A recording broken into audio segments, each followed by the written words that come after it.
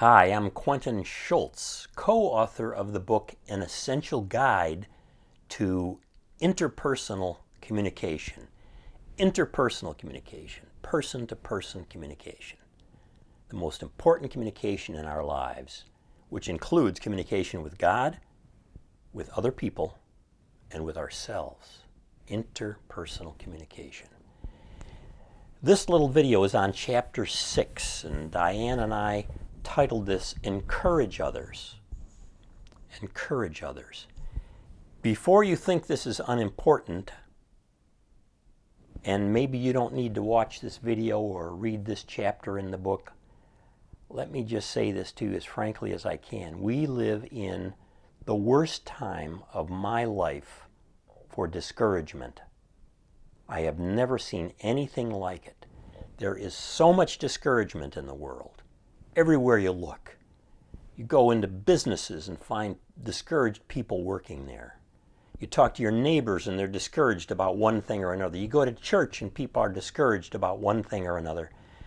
Oh man, there's a lot of discouragement. I taught 40 years in Christian, higher education, 33 years in Christian higher education. And then I continued after that to do some part-time teaching. And I can tell you, over the course of my time as a college teacher, I saw students get more and more discouraged about a whole host of things, not just their schoolwork. Discouragement is rampant in the world today. And you and I feel it too. And it's easy to get sucked into it and become very discouraged. But there is hope here because we can use this gift of interpersonal communication to encourage one another. It's a fantastic thing to be able to encourage one another. I'd like to start with this story. About 10 years ago, my son was married. And on wedding eve, he came to the door of the room where my wife and I were staying, knocked on the door. It was about 8 p.m. or so. And I opened the door. I was surprised. It was Steve and our son. And I said, "Steve, what's up?" He said, "Dad, would you like to go for a walk?" This is his wedding eve. It's in Charleston, South Carolina, downtown. And I thought, boy, I'd love to go for a walk with him. Now, let me give you the background here. When I was always concerned about getting married. I didn't think I could be a halfway decent father, husband, because I grew up in a family where my father was an alcoholic, my mother was a paranoid schizophrenic. They fought physically. It was a very difficult situation. I never had the role models, the skills. I don't think I had the heart that I really needed to love deeply, to give of myself, to be sacrificial and so forth. But my wife and I got married, we committed, we're going to raise children. We had our first son. This is the son, Steve, and I'm figuring out, how do I go about being a father?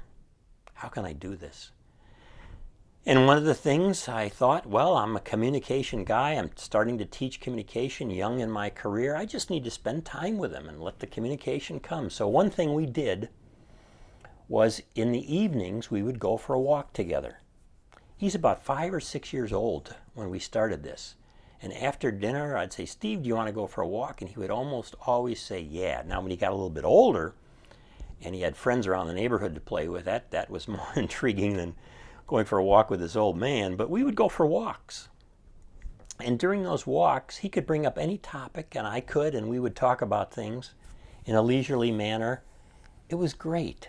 We got to know each other well during those walks. It was fun. We laughed about a lot of things, told stories about what's going on in our lives. And I look back fondly on those times. And so here we are the night before he is going to be married. And we're out for a walk. And we're walking down downtown Charleston. It happened to be Halloween. And the kids from Charleston College there are running around in costumes and all. It was really kind of funny. Warm evening. Stores were closed already, and as we're walking along, Steve says to me, "Well, Dad, tell me, what was it like for you. What did you feel the night before you married Mom?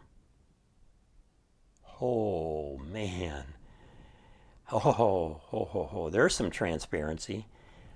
And I thought to myself, yes, I'm going to be honest with him here. I said, Steve, I was scared out of my mind. I wasn't sure I should ever get married because of what I grew up in, and I didn't have the role models, and I didn't think I could be a decent parent, a decent spouse. And he stopped me and he looked at me face to face. We're right next to each other, and he says, Dad, I just want you to know, based on how you and Mom raised me, I don't feel that way at all.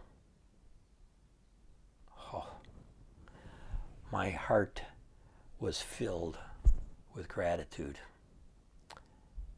Just an incredible thing for my son to take me on that walk in the history of our walks and to say that to me as words of encouragement that, believe me, I've had many failures as a father, as a husband, and now as a grandfather. And some of my past continues to dog me and drag me down. But words of encouragement like that from my own son are such a blessing.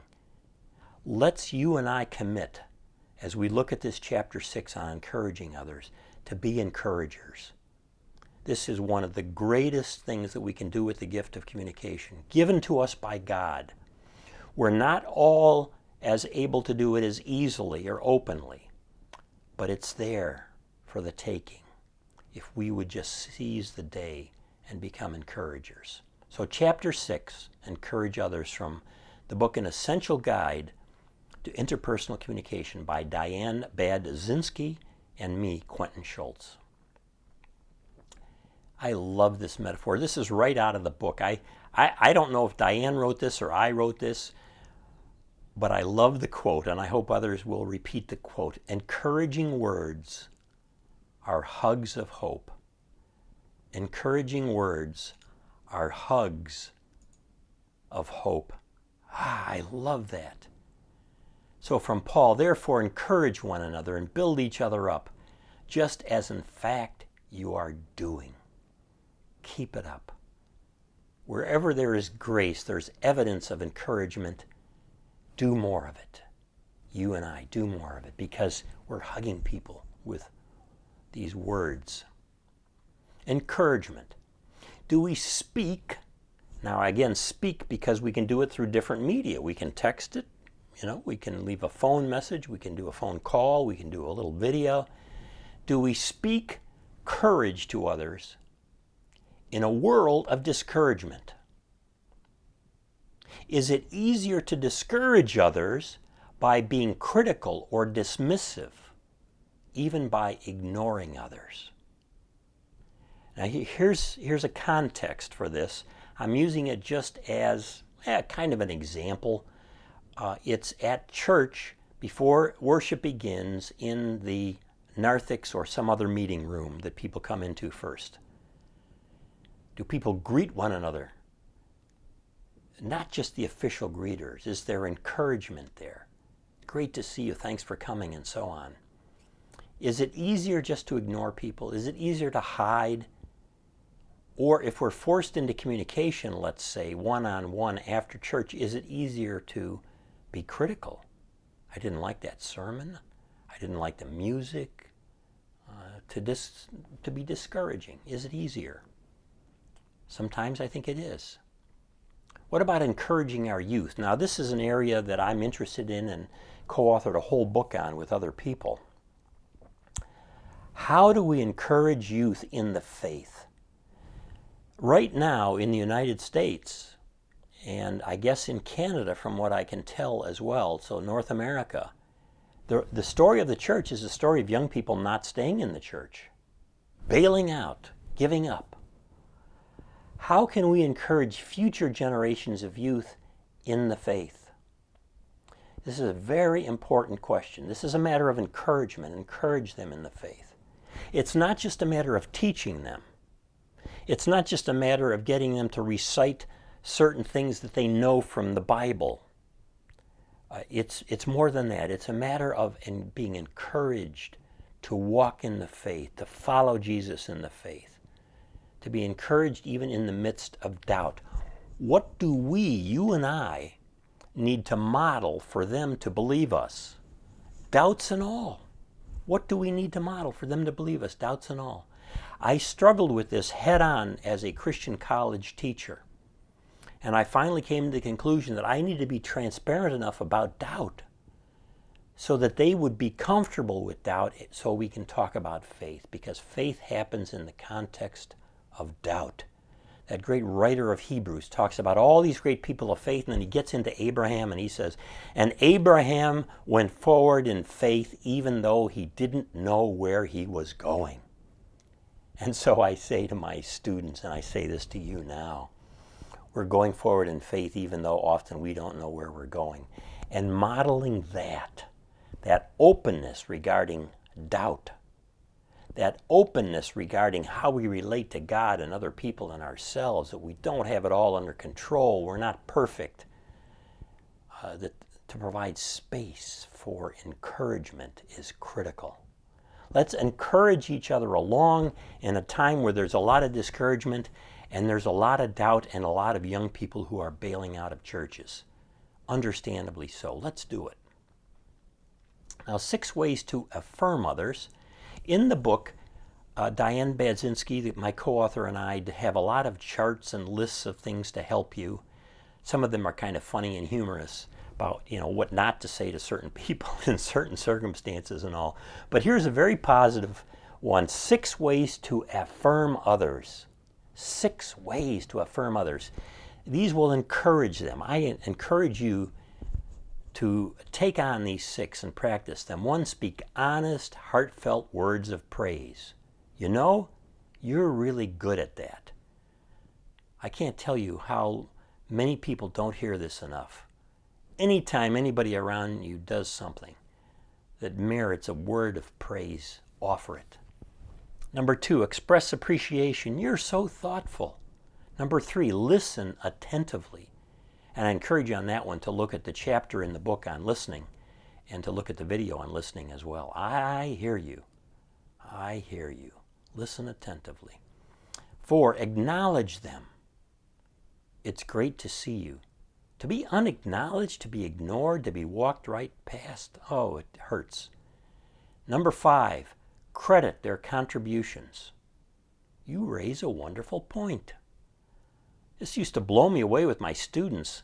I had classes where a single student would raise a single point in class that was better than anything that I had planned to teach for that day. And I would sometimes tell the student right that in front of all the other students. Number 6, speak well of others in front of their peers. Luke was great in that role, in front of other people. Do you do that? Do you do that? I think about it. 6 ways to affirm others. I hope you'll put these into practice.